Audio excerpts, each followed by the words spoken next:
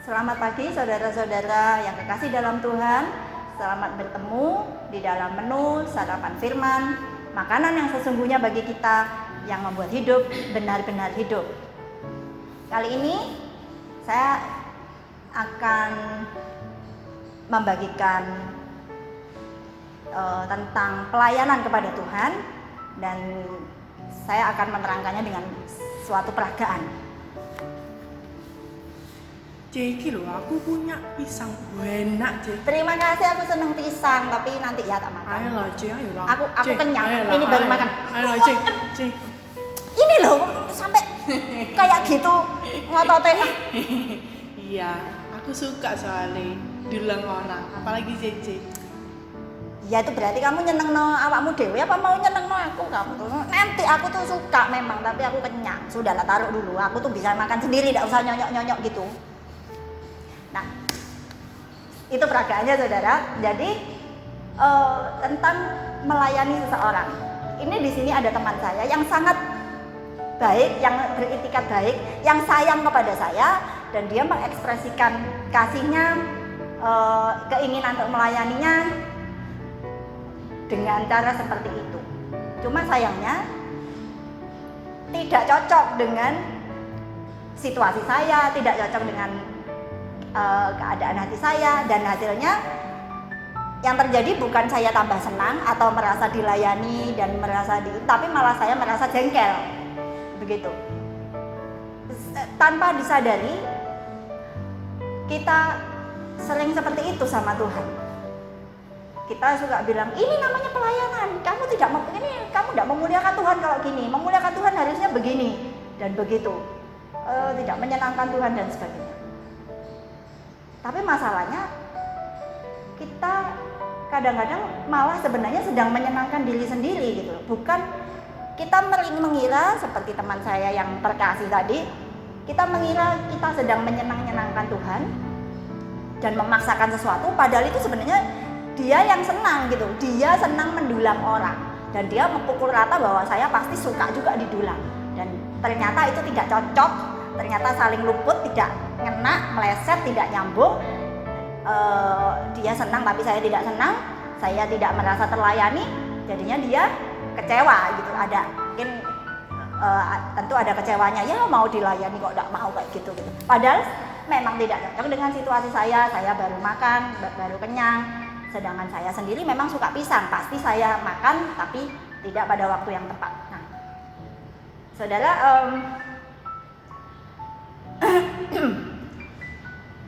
lalu yang benar bagaimana gitu? Bagaimana kita melayani Tuhan atau melayani sesama yang memang benar-benar akan menghasilkan hati yang merasa dilayani di pihak yang kita layani ya. Memang merasa aduh saya diberkati, terima kasih, saya memang merasa dibantu, dilayani dengan baik. Nah, kita lihat peragaan yang berikutnya. Cek, aku ini punya pisang. Cece suka tak pisang? Aku suka, thank you ya. Ini Aku Cek. makan. Ya, tapi aku pengen dulang Cece. Ya wis. Iya, Cek. Makasih. Nah, saudara lihat bedanya. Saya memang suka pisang, dan kemudian dia, apa bedanya dengan tadi? Bedanya kali ini dia mengkonfirmasi atau mengecek dengan saya. Apakah saya suka ini? Kalau saya iya, dia layani saya.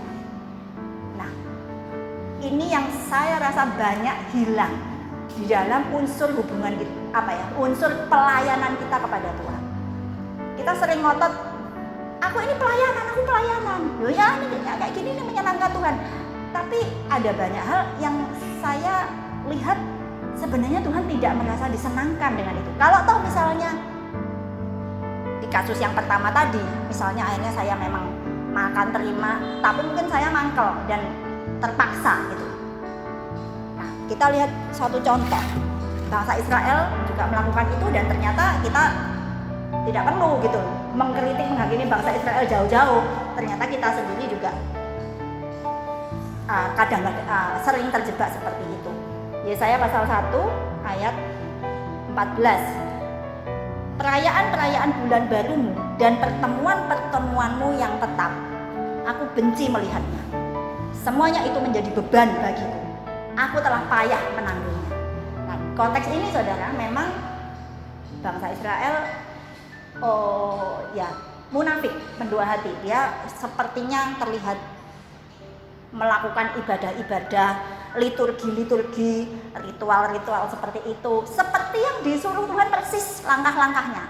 Tapi Tuhan ternyata bilang, kamu merasa itu melayani aku, menyenangkan aku? Enggak. Gitu. Di ayat lain saya kalau tidak salah ada perkataan malah aku ini muak melihat perayaan-perayaan bulan barumu, perayaan hari raya, yang mana sebenarnya hari raya itu disuruh Tuhan.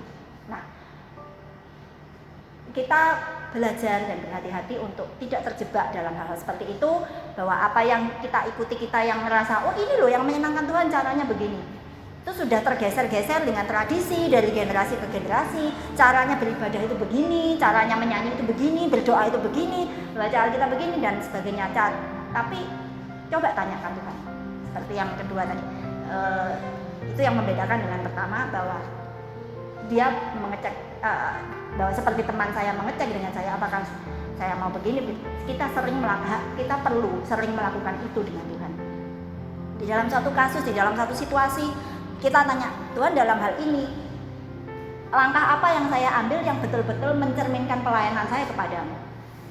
Cara saya mempertimbangkan, cara saya melihat memandang situasi ini, cara saya bereaksi terhadap orang itu. Dan semua itu semua adalah pelayanan kita sama Tuhan yang menyenangkan Tuhan. Karena Tuhan paling suka lihat anak-anaknya bertumbuh, langkah ke langkah, semakin mirip Yesus. Itu yang sebenarnya pelayanan yang sesungguhnya buat Tuhan, yang menyenangkan, yang pas, cocok dengan hati Tuhan. Jadi tidak miss seperti itu.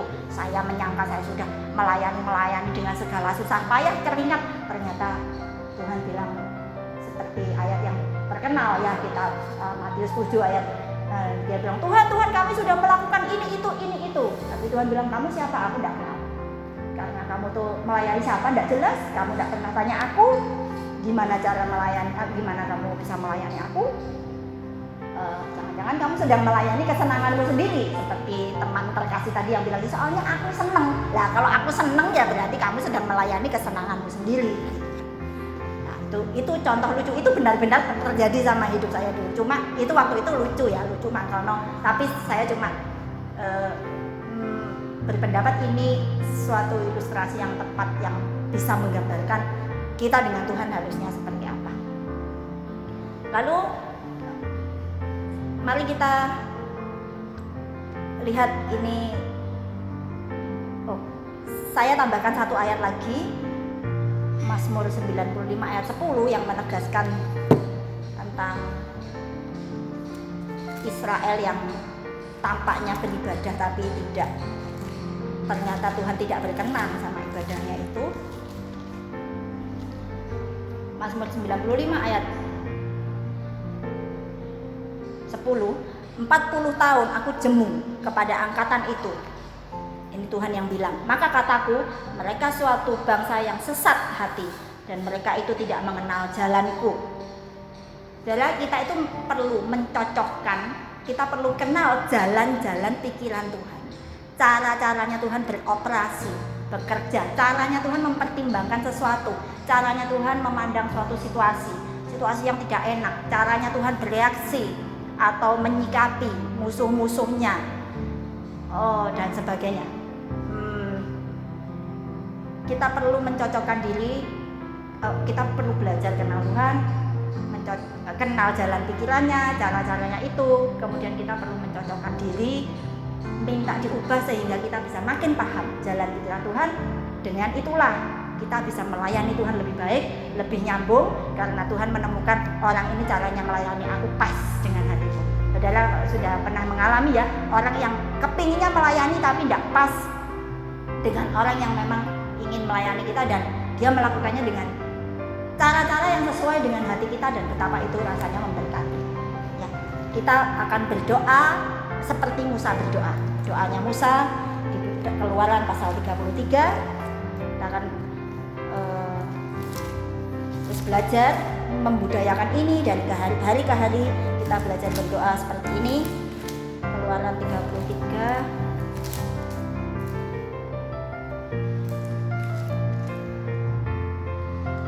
ayat 13.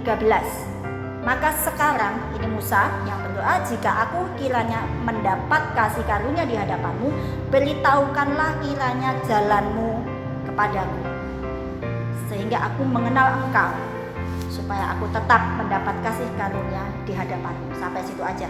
Jadi doa Musa, Tuhan, dengan kasih karuniamu aku akan bisa dan aku minta lebih kenal jalan-jalanmu.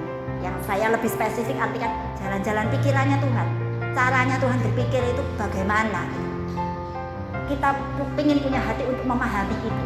Itulah hubungan pribadi dengan Tuhan. Kita makin paham sehingga kita bisa melayani Tuhan dengan lebih pas, lebih hari lebih pas, dan betul-betul sungguh-sungguh kita akan terhubung secara sangat memuaskan. Tuhan dipuaskan dengan keberadaan kita, dengan tingkah kita, dengan persekutuan kita dengannya. Kita juga sama, kita dipuaskan oleh Tuhan dengan kasih-Nya, dengan berkat-Nya, dengan pengajarannya, pencerahannya, pendalamannya dalam hidup kita.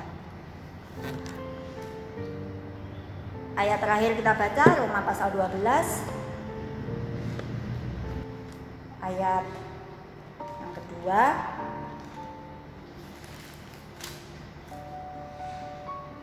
Janganlah kamu menjadi serupa dengan dunia ini, tetapi berubahlah oleh pembaharuan budimu, sehingga kamu dapat membedakan manakah kehendak Allah yang baik, yang berkenan kepada Allah, dan yang sempurna. Kita sering baca ini, tapi untuk memperjelas, jangan kita menjadi serupa dengan jalan pikiran kita. Siapapun jalan pikiran kita yang lama adalah jalan pikiran sesuai dengan tradisi, sesuai dengan apa yang dunia pikirkan. Itu yang waktu kita kenal Tuhan Yesus, kita tunduk kepada ketuhanannya dan kita buka diri untuk terus makin diajar kenal Tuhan dan diubahkan pola pikir kita, jalan-jalan pikiran kita menjadi sama dengan jalan pikirannya, mengenal Dia, mengerti jalan pikirannya, sehingga akhirnya kita bisa membedakan kehendak Allah dalam hidup kita. Kita bisa mengenali atau merasakan bagaimana Allah ingin dilayani dengan cara seperti apa di suatu situasi, lebih spesifik dan lebih personal dan lebih memuaskan dan lebih berdampak. Sekian renungan sarapan. Tuhan Yesus memberkati.